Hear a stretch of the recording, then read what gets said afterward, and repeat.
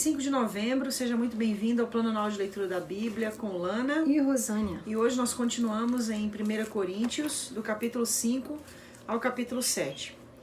Capítulo 5. Imoralidade na Igreja de Corinto. Agora estão dizendo que há entre vocês uma imoralidade sexual tão grande que nem mesmo os pagãos seriam capazes de praticar. Fiquei sabendo que certo homem está tendo relações com a própria madrasta. Como é que vocês podem estar tão orgulhosos? Pelo contrário, vocês deviam ficar muito tristes e expulsar do meio de vocês quem está fazendo uma coisa dessas. Quanto a mim, ainda que não esteja presente aí pessoalmente, estou com vocês em espírito e agindo como se eu estivesse aí. Já julguei pela autoridade do nosso Senhor Jesus o homem que está fazendo essa coisa horrível. Quando vocês se reunirem, estarei com vocês em espírito. Então, pelo poder do nosso Senhor Jesus, que estará presente conosco, entreguem esse homem a Satanás, para que o seu corpo seja destruído, mas o seu espírito seja salvo no dia do Senhor. Não está certo que vocês estejam orgulhosos. Vocês conhecem aquele ditado? Um pouco de fermento fermenta toda a massa. Joguem fora o velho fermento do pecado para ficarem completamente puros.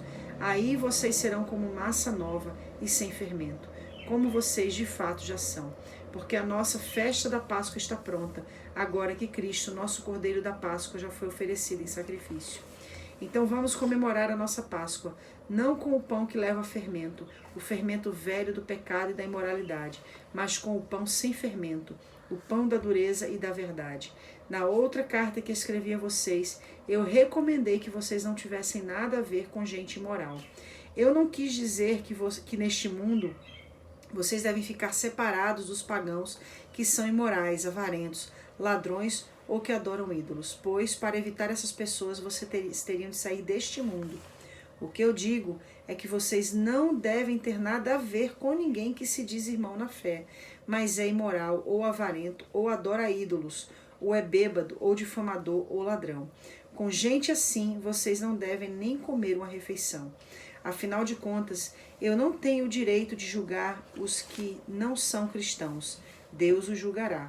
Mas será que vocês não devem julgar os seus irmãos na fé?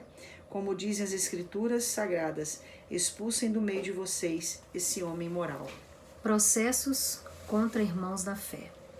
Quando alguns de vocês têm uma queixa contra um irmão na fé, como se atreve a pedir justiça a juízes pagãos, em vez de pedir ao povo de Deus que resolva o caso? Será que vocês não sabem que o povo de Deus julgará o mundo? Então, vocês vão julgar o mundo. Será que não são capazes de julgar essas coisas pequenas? Por acaso, vocês não sabem que nós julgaremos até mesmo os anjos? Muito mais então devemos julgar as coisas desta vida. Portanto, se surgir alguma questão dessas, será que vocês vão procurar pessoas que são desprezadas na igreja para julgarem esses casos? Que vergonha! Será que entre vocês não existem alguém com bastante sabedoria para resolver uma questão entre irmãos? É claro que existe, mas o que acontece é que um irmão em Cristo leva ao tribunal a sua queixa contra outro irmão e deixa que juízes pagãos julguem o caso. Só o fato de existirem questões entre vocês já mostra que vocês estão falhando completamente. Não seria melhor aguentar a injustiça? Não seria melhor ficar com prejuízo? Pelo contrário, vocês cometem injustiça e roubam e fazem isso tudo contra os seus próprios irmãos.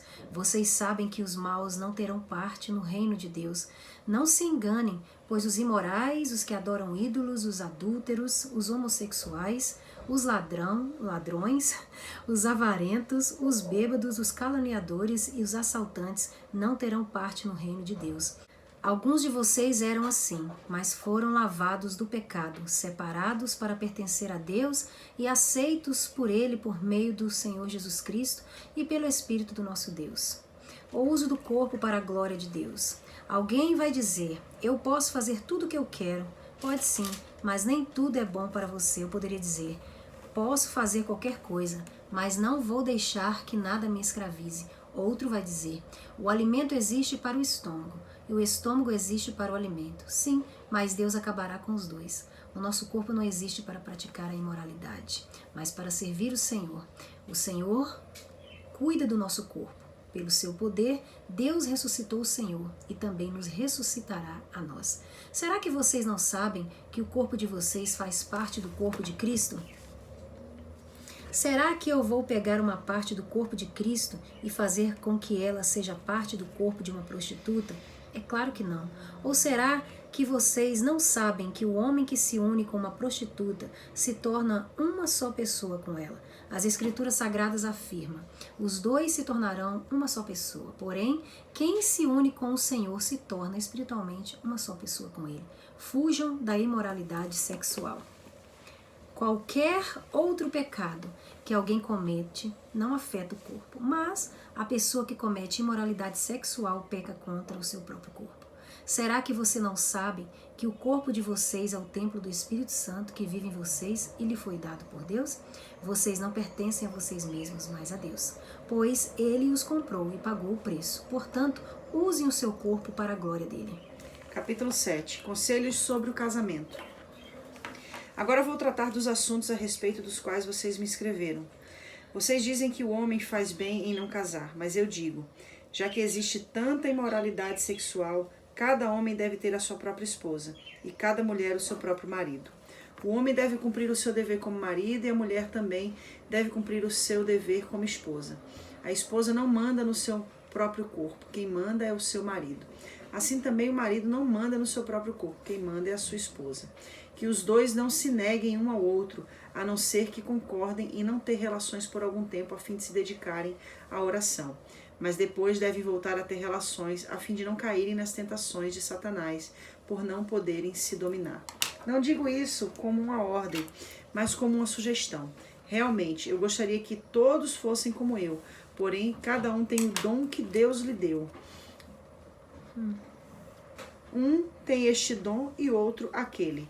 Aos solteiros e às viúvas eu digo que seria melhor para eles ficarem sem casar, como eu. Mas se vocês não podem dominar o desejo sexual, então casem, pois é melhor casar do que ficar queimando de desejo. Para os que já estão casados, tem um mandamento que não é meu, mas do Senhor, que a mulher não se separe do seu marido. Porém, se ela se separar, que não case de novo, ou então que faça as pazes com o marido, e que o homem não se divorcie da sua esposa. Aos outros digo eu mesmo, e não o Senhor. Se um homem cristão é casado com uma mulher que não é cristã, que ela concorda em continuar vivendo com ele, que ele não se divorcie dela.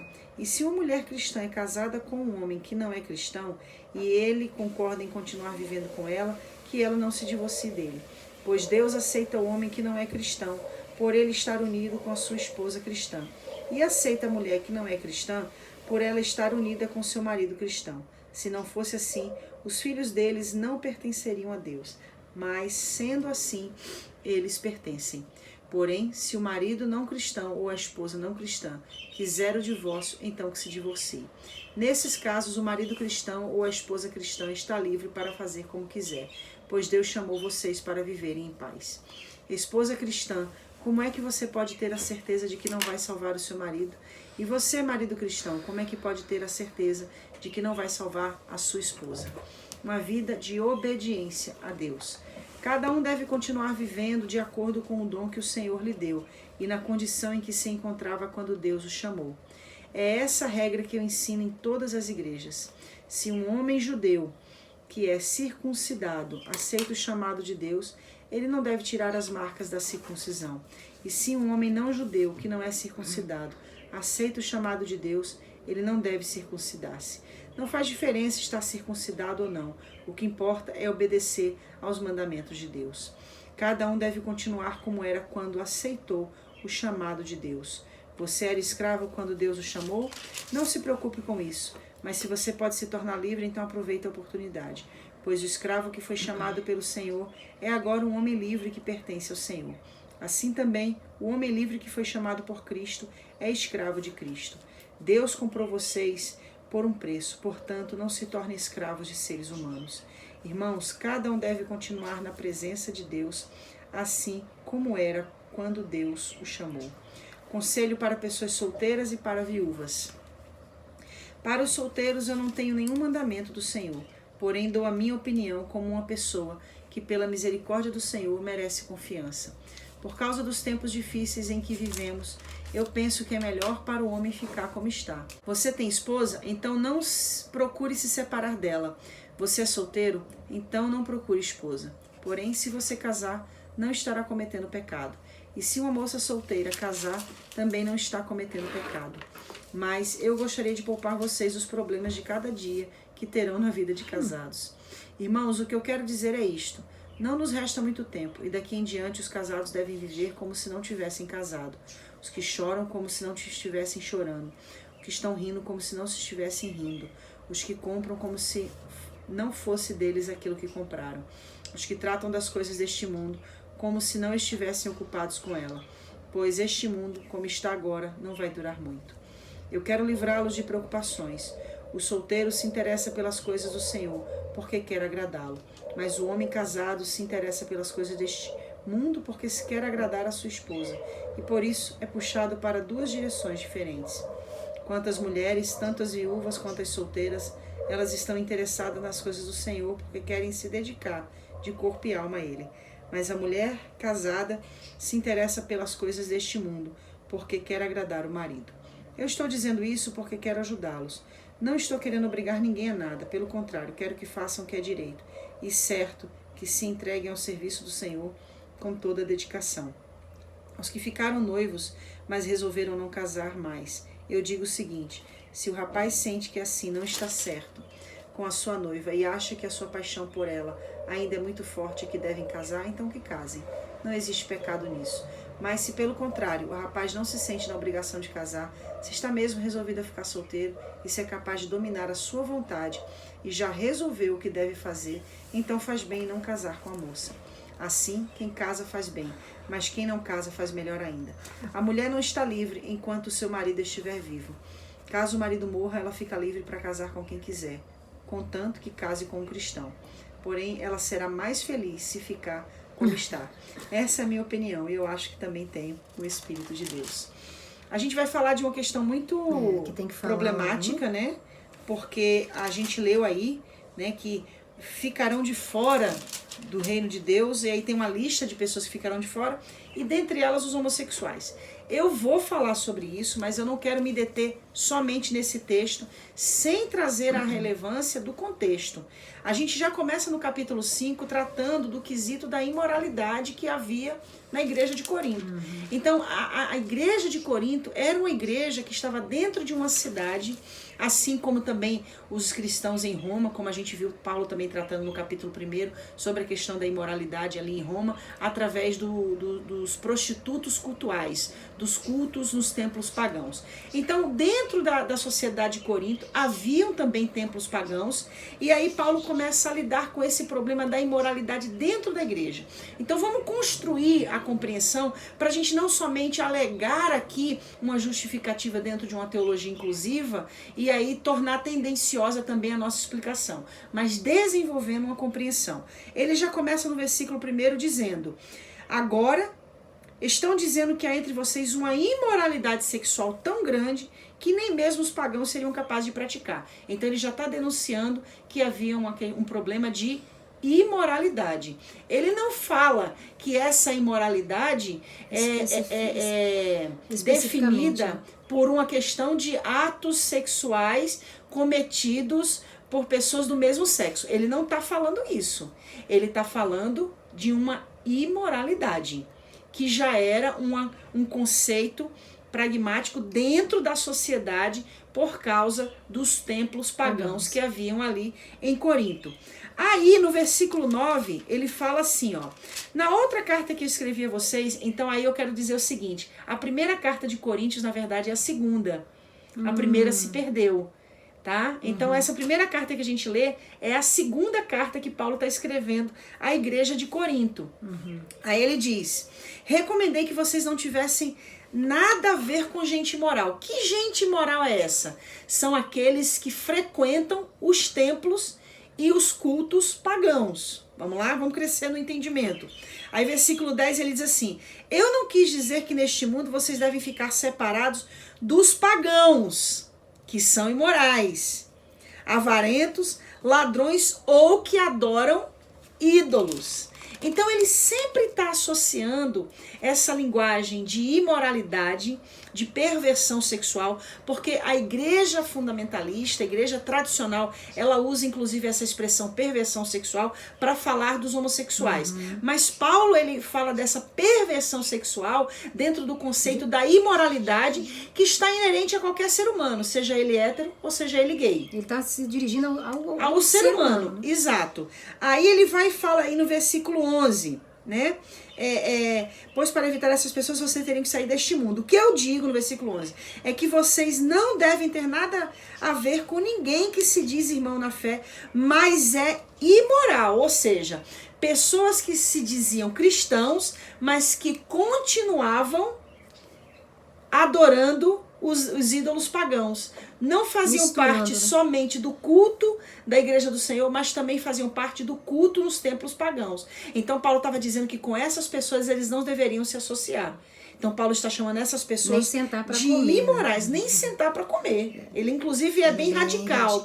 E essa radicalidade de Paulo traz muito aquela compreensão do que ele mesmo fala, que as más companhias corrompem os bons costumes. Aí ele entra no capítulo 6, né? A gente está falando aí da divisão da carta, mas a gente tem que entender ela como um todo. Tem que entender como um todo. Aí ele fala no versículo 7. Só o fato de existir entre vocês questões já mostra que vocês estão falhando completamente. Ou seja, que questões são essas? Ele está falando sobre os problemas de constante imoralidade que acontecia dentro da igreja. Aí ele vai e diz, pelo contrário, vocês cometem injustiça. Ele começa a denunciar os pecados que da igreja de Corinto. Injustiça, roubo, fazem tudo contra os seus próprios irmãos. Vocês sabem que os maus não terão parte no reino de Deus. Não se enganem, pois os imorais, os que adoram ídolos, os adúlteros, ele está falando aqui, vamos pro original, o grego. Essa palavra homossexual, ela não existiu quando Paulo escreveu a carta aos Coríntios. Eu nem sabia que palavra é essa. Ela é criada ali no século, se eu não me engano, é século XVII, que a palavra homossexual ela é criada. Então esse texto aqui foi escrito por volta de 45 a 90 anos depois de Cristo. Então nós estamos falando do primeiro século da igreja. Aí você vai no original. No original, a palavra que está aqui é a palavra arsenocoital e malakoi. Então essas duas palavras, elas estão fazendo alusão ao quê? Aos prostitutos dos templos pagãos. Ou seja, aqueles que ficavam dentro dos templos tendo relações sexuais com homem, mulher com mulher, homem com mulher, mulher com homem, enfim. A questão aqui era os casos orgiásticos, as orgias que aconteciam dentro do templo. Inclusive, no DVD que a gente fez, né, sobre a homofetividade e a Bíblia, eu até falo da tradução dessa Bíblia. Aí eu digo assim, não compre essa Bíblia. Só que assim, por que a gente mudou de ideia no sentido de fazer uso dessa Bíblia? Porque a nova tradução da linguagem de hoje, ela é excelente para a compreensão. Mas, infelizmente, ela tem três passagens... Três passagens em específico, onde ela usa a tradução destes textos com a palavra homossexual. Tem uma Bíblia que ainda é pior, que usa homossexual ativo e homossexual passivo. O que é um absurdo. Que é um absurdo. Não tem nada a ver com nada. A Bíblia de Oxford, a Bíblia Nova Jerusalém, que são as Bíblias mais conceituadas dentro desse quesito de tradução, elas explicam muito devidamente essa questão desse versículo aqui de 1 Coríntios capítulo 6, falando exatamente sobre o malakoi e o arsenocoital, como os prostitutos. Ou seja, então do santuário, na hora do da templo. Tradução e durante o passar do tempo, você está dizendo que foi colocada essa palavra que na época não tinha nada a ver com o que era dito, né? Arsenocoital e malakoi. Não, e a realidade é que Paulo, ele está falando exatamente dessa questão. Por isso que eu fiz questão de começar construindo essa linguagem. Os pagãos adoram ídolos, a imoralidade. Porque é disso que Mas não é que essa Paulo maneira tá falando. correta da gente entender o que diz alguma coisa, não entender o porquê que ela foi escrita e para quê, né? Exato. E aí Como que ela foi tá escrita. o contexto. Agora tem uma coisa muito interessante que acontece aqui também, que Paulo fala, e que não é todo mundo que tem coragem de falar, mas eu vou falar. No capítulo 7. Olha o que ele fala no versículo 12. Paulo está falando sobre o casamento. Ele está falando sobre questões de casamento, sobre questões de viver solteiro, sobre a questão da viúva, do divorciado, de voltar a se casar. Escolha, né, Aí ele fala o seguinte no versículo 12. Aos outros digo eu mesmo e não o Senhor. O que Paulo está falando aqui? Não é Deus que está falando, não. Não é Deus que está falando. Penso. Eu estou falando o que eu penso, exatamente. É porque as pessoas às vezes leem já colocando isso como uma regra absoluta, mas o próprio Paulo está dizendo, não foi Deus que está dizendo. Eu estou falando de mim mesmo. Então, na hora da gente ler a Bíblia, isso é importante. Sim, a gente presta atenção nesses detalhes, né? Com certeza. Inclusive, se a gente for estudar criteriosamente os 4 evangelhos, Paulo, Mateus, Marcos, Lucas e João, e as cartas de Paulo, a gente vai ver que existem coisas que Jesus ensinou, que Paulo ensinou de uma forma diferente. E ele fala, né? Eu que estou dizendo, né? Existe. Só que aonde que está a harmonia? Os princípios de Deus, eles se adequam devidamente. E tanto os ensinos de Cristo como os ensinos de Paulo, que estão dentro desses princípios, que são embasados pelos ensinamentos de Jesus, são instruções e ensinos que trazem vida. Então é muito importante a gente falar sobre isso. E Paulo, ele chega, de certa forma, a trazer um ensinamento totalmente contrário ao casamento. Paulo é enfático em dizer, olha, se depender de mim, não casa. Se depender de mim, é melhor que você fique solteiro. Mas isso é o que eu penso. É o que eu penso. Então, se a gente for falar aqui da teologia de Paulo, a gente vai falar de uma teologia que não apoia o casamento, de uma teologia que é melhor ficar solteiro, que diz que é melhor você ficar solteiro. Então, a gente precisa ter esse equilíbrio na leitura da palavra. Mas isso é uma inteligência, né? Isso é uma inteligência que você usa, que você decide usar, na verdade. Porque todos podem compreender, mas é uma decisão que você toma na hora de interpretar, na hora de ler, na hora de colocar em prática ou apregoar, né? Que é colocar uma inteligência que você decide ter ao ler esse tão claro livro, né, de Coríntios, né? E uma coisa que a gente pode finalizar dentro do contexto do que a gente leu, que me chama muita atenção, no capítulo 7, versículo 20, quando Paulo diz assim, cada um deve continuar como é. Cada um deve continuar como era quando aceitou o chamado de Deus. Então, como é que nós somos? Como é que nós fomos chamados por Deus? Então não adianta a gente querer ser diferente daquilo que nós somos quando fomos chamados por Deus. Paulo diz, aquele que foi chamado circuncidado, que fique como circuncidado. Aquele que foi chamado como incircunciso, que continue como circunciso. Então Paulo está trazendo aqui a compreensão de que todos fomos chamados, independente de circunciso ou incircunciso, para sermos livres em Cristo. Então, independente de como nós somos chamados, dentro da nossa sexualidade, dentro da nossa orientação, o importante é que nós fomos chamados para sermos livres em Cristo. Essa liberdade fala de uma vida de santidade, de uma vida irrepreensível, ilibada, de um caráter moral e espiritual aprovado por Deus. É isso que Paulo fala. E aqui dá pano pra manga, né? Só que o nosso tempo já... Se quiser saber mais, né? Vai na Serra Store e adquira a trilogia da Homofetividade e a Bíblia, que tá muito rico, né? Agora são 4, né? Agora são 4, é verdade. Tá crescendo. É verdade. Vamos falar mais sobre esse assunto aí lá no canal. Deus abençoe. Até amanhã.